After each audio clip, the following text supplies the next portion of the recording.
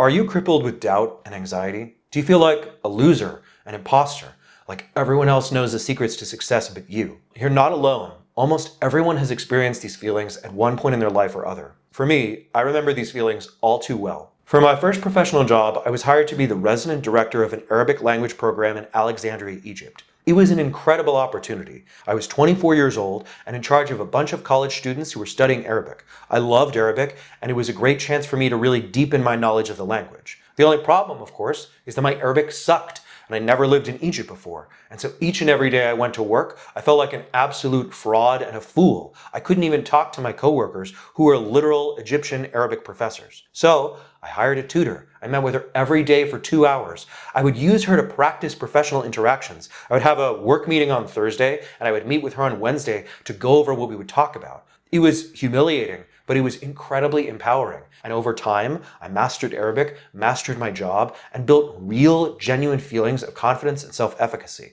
That's how we overcome self-doubt. We build efficacy through action, through proof, through evidence of our past success. Cockiness is the belief you can do something you never tried. Confidence is knowing you can do something you've done before.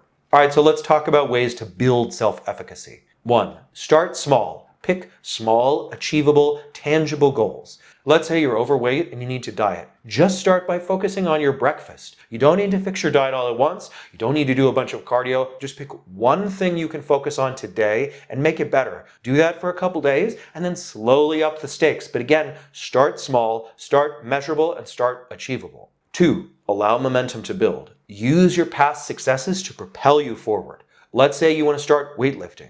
So you go to the gym the first time, you should lift light weights. Lift easy weights. And then the next time you go, just lift a little bit heavier. Start out small, start out easy, and allow that progress to drag you forward. Eventually the weights will get heavy and maybe doubt will set in, but then all you have to do is look back and see all the things that you've accomplished and see all that you've done. Your starting place is going to be way behind you in the past. You've already succeeded. Just keep moving. 3. Set realistic goals. Though I do think it can sometimes be appropriate to set audacious goals, if you're really struggling with self-doubt, start with realistic goals that you can achieve within a specific period of time. For me personally, when I first started online fitness coaching, I didn't know how competitive it would be. I knew how to coach and train, but I didn't know anything about internet marketing and content production, and I knew it was going to take me some time. So I set one achievable goal for myself. I decided I wanted 3 paying clients within my first 6 months of launching my online coaching business. I surpassed that goal, which is fantastic, but I also set a goal that I knew I could achieve, and when I surpassed it, I knew it would make me feel more efficacious. 4. Take action despite doubts and despite a lack of all information. I'm sure you guys know someone like this who just can never make a decision. They're always waiting for more information to come in, they're always dragging their feet, and they're always focusing on all the negative things that could happen. That can feel productive. It can feel like you're doing something useful, but we can't control the future. We can't know it. So the best way to get things done is to act. Act now and then iterate. Don't try to solve every problem in advance. Wait until those problems arise and then act. The longer it takes for you to start acting, the longer it will take for you to solve those problems. You can't begin to solve problems until you start. 5. On a similar note, focus on your efforts and not on outcomes. We live in a random world. You could wake up tomorrow and get hit by a car, and you could wake up tomorrow and discover you have a long-lost aunt and you're actually a billionaire. These things happen. The world is random and chaotic, and we can't control it, but we can control our own behaviors. We can control our own inputs, and if we ensure that our work is excellent and targeted towards our goals, while that doesn't guarantee success, it does mean that when opportunities arise, we're going to be best positioned to meet those opportunities. Lastly, recognize that your feelings are valid. We have all felt unworthy.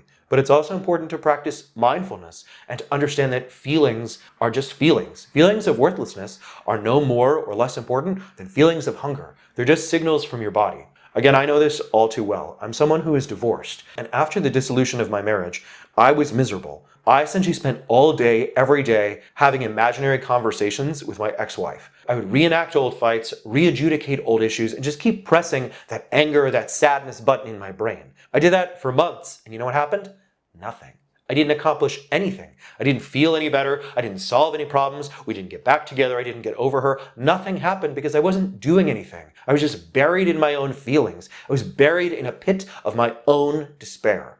And once I was able to take a step back, look at what I was doing, practice mindfulness, I was able to extricate myself. And I stopped doing that. And I actually was able to move forward. Your feelings are important. Your feelings are valid, but they don't control you. You can act however you want, despite how you feel. You are not alone, and you can accomplish your goals. Start small, build, and you'll be able to accomplish anything.